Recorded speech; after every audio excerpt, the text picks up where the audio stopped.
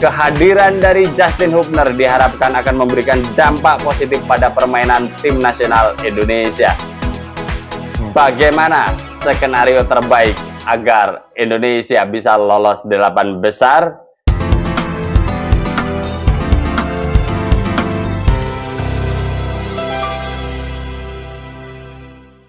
Jelang laga pertandingan antara tim nasional Indonesia melawan tim nasional Australia U23, laga yang penting bagi kedua negara, dan saya yakin kedua negara sama-sama mempersiapkan diri guna meraih kemenangan.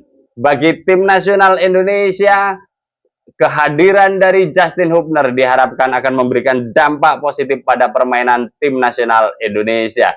Sebagai pecinta sepak bola Indonesia, kita berharap hasil yang terbaik bagi tim nasional Indonesia di kejuaraan Piala Asia U23 ini. Yang menjadi menarik adalah bagaimana skenario terbaik agar Indonesia bisa lolos 8 besar dengan 2 laga tersisa pada grup A ini, ya. Indonesia di pertandingan pertama sudah kita ketahui bersama bahwa kalah 2-0 melawan Qatar, ya. Terus kemudian di 2 laga sisa ini harapannya Indonesia meraih poin positif. Skenario pertama yang bisa kita lihat, ya, skenario terbaik adalah di 2 laga sisa ini tim nasional Indonesia bisa mampu memetik kemenangan. Dengan adanya 2 kemenangan tersisa melawan Australia dan melawan Jordania, maka Indonesia akan mendapatkan poin 6. Dengan mendapatkan poin 6, maka tim nasional Indonesia akan bisa menjadi runner up, ya. Potensi runner up itu ada. Dan jika itu terjadi, maka Indonesia bisa lolos 8 besar. Kemudian ini yang menjadi menarik lagi. Skenario kedua agak belibet, agak ribet, ya. Tapi ini potensinya ada dan potensinya terjadi, ya. Jika tim nasional Indonesia mendapatkan poin 4, menang di antara salah satu negara, baik Australia ataupun Jordania, ya, terus kemudian seri di salah satu negara, baik Jordania maupun Australia juga, di situ sesuai regulasi AFC pada kejuaraan Piala Asia U23 ini, jika ada kedua negara di satu grup mendapatkan poin yang sama sesuai regulasi AFC, maka ditentukan ada 8 poin yang nanti akan menjadi perhitungan bagi negara atau kesebelasan yang mempunyai poin yang sama. Pertama, head to head poin antar tim yang bersangkutan, ya. Terus kemudian yang kedua adalah head to head selisih gol antar tim yang bersangkutan. Terus kemudian yang ketiga adalah produktivitas gol antar tim yang bersangkutan. Terus kemudian keempat adalah selisih gol di seluruh laga. Poin kelima, produktivitas gol di seluruh laga. Terus kemudian poin keenam adalah adu penalti jika tim yang bersangkutan bertemu pada match day terakhir. Terus kemudian poin 7 adalah poin kedisiplinan kartu. Dan terakhir adalah pengundian. Ya, ada 8 potensi, ya, 8 poin potensi jika kedua negara, ya, mendapatkan poin yang sama dan punya potensi lolos 8 besar. Kalau tim nasional Indonesia dalam 2 laga tersisa meraih kemenangan, poin 6, jelas kalkulasi ini tidak diperhitungkan, ya, karena ya 6 poin, terus kemudian yang ranking 1 pasti nilainya lebih dari 6, ya, bisa 7 atau bahkan 9, dan potensi itu ada di Qatar karena pertandingan pertama adalah menang, ya, sementara kedua negara lainnya Australia dan Jordania hanya mampu bermain seri sehingga hanya mendapatkan poin 1. Nah, jika poinnya 4, diharapkan tim nasional Indonesia tidak head to head dengan Qatar. Kenapa? Karena tim nasional Indonesia di laga pertama kalah dengan Qatar. Ya, dengan begitu maka sesuai poin 1, ya Indonesia sudah tidak lolos. Meskipun poinnya sama, misalkan Qatar poinnya 4, terus kemudian tim nasional Indonesia poinnya 4. Sama-sama poinnya 4, akan tetapi head to head antara Qatar dengan Indonesia, Indonesia kalah dengan Qatar. Dengan demikian yang lolos adalah Qatar, ya. Jadi hindari ya. Kita hindari jika poinnya sama, head to headnya sama Qatar. Terus kemudian jika poin samanya sama Australia atau sama Yordania, ya, poin 4, ya, maka ya itu nanti bisa ada selisih gol antar tim yang bersangkutan. Taruhlah gini, Indonesia total memasukkan 5 gol, terus kemudian kebobolan 2 gol. Sementara tim nasional Yordania taruhlah yang mendapatkan poin 4 itu memasukkan 4 gol, ya, terus kemudian kemasukan 1 gol.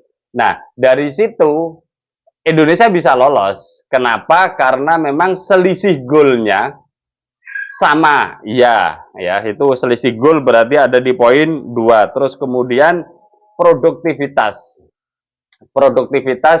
menciptakan golnya lebih baik tim nasional Indonesia karena menciptakan gol 5, sementara Yordania menciptakan gol 4, ya, jika itu terjadi. Nah, yang menjadi menarik jika poinnya sama, baik dari selisih golnya sama, terus kemudian produktivitas golnya sama, maka di matchday terakhir ada potensi adu penalti, tapi ini kemungkinan saya pikir kecil lah ya, sampai tendangan penalti, karena kan 3 laga ini dinamikanya juga sangat banyak ya, untuk sampai ke selisih gol, head to head, sama produktivitas benar-benar sama, itu kan potensinya kecil, apalagi sampai poin kedisiplinan kartu atau bahkan pengundian. Jadi saya pikir sekali lagi ada 2 skenario terbaik. Skenario terbaik dari tim nasional Indonesia, 1, tim nasional Indonesia harus menang di 2 laga ini, ya. Yang kedua, ketika tim nasional Indonesia mendapatkan poin 4, diharapkan head to headnya tidak dengan Qatar, karena tim nasional Indonesia kalah dengan Qatar. Terus kemudian untuk memperbesar peluang, ya 3 poin menjadi penting. Kemenangan entah itu 1-0, 2-1, 3-2 dan sebagainya. Yang penting menang aja dulu. Terus kemudian setelah menang diharapkan kita menciptakan gol lebih banyak. Dengan begitu potensi tim nasional Indonesia lolos masih ada dan sangat besar sekali. Jadi melihat kekuatan tim nasional Indonesia dan 3 negara lain di grup A ini, potensi itu sebenarnya masih ada. Keempat negara ini kelihatannya sangat berimbang dan susah diprediksi, ya. Karena memang ini adalah tim nasional U23, sehingga kiprah mereka belum banyak terlihat oleh publik, dan ada beberapa surprise di pertandingan-pertandingan di grup lain. Dan begitu juga bagi tim nasional Indonesia, diharapkan bisa akan memberikan kejutan untuk bisa mengalahkan Australia dan mengalahkan Yordania. Kalaupun tidak bisa mengalahkan salah satu negara tersebut, ya potensi Indonesia di laga kedua ini kalau mendapatkan poin 1 berarti harus seri dengan Australia dan harus kerja keras dengan Yordania. Dengan begitu potensinya besar. Bagaimana kalau poinnya 3? Sekarang pertanyaan terakhirnya. Kalau poinnya 3 kemungkinan sangat kecil, ya, kemungkinan sangat kecil. Kenapa? Karena Australia dan Yordania itu sudah seri di pertandingan pertama. Potensi poinnya jelas kalau tidak 4, 5 atau 6, ya. 4 atau 5, ya. Atau bahkan 7 karena kan 1, ya. Jadi potensi poin dari Australia ataupun Yordania, ya, kalau kedua negara ini kalah seterusnya di 2 laga berarti poinnya 1-1 tetap. Tapi kalau menang 1 kali, kalah 1 kali, seri 1 kali, poinnya 4. Kalau menang 2 kali, seri 1 kali, poinnya 7. Jadi maksimal kedua negara ini poinnya 7. Sementara Qatar yang masih punya potensi poin sempurna 9 karena di laga pertama menang 2-0 dengan Indonesia. Tapi melihat konstelasi ini sebenarnya peluang itu masih terbuka. 3 pertandingan, 1 kalah, ya 2 pertandingan harusnya bisa dimanfaatkan. Dan saya yakin publik akan terus mendampingi tim nasional Indonesia, terus mensupport ya. Kita tahu bahwa kemarin laga perdana support netizen habis-habisan ya untuk memperlihatkan bahwa ya kita jangan sampai dicurangi untuk kedua, ketiga, keempat kalinya lah ya, agar publik Asia juga tahu siapa netizen Indonesia.